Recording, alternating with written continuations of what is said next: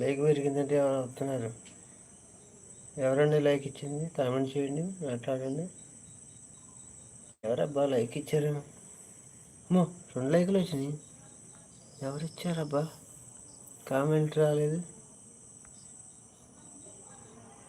మో అబ్బా ఏంటి ఈ విచిత్రం ఏంటబ్బా?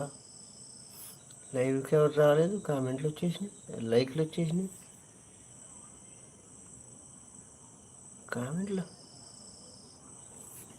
కామెంట్లు రాలేదేంటబ్బా? పాప ఇద్దరు వచ్చారు, వాళ్ళు ఇచ్చుంటారేమండి.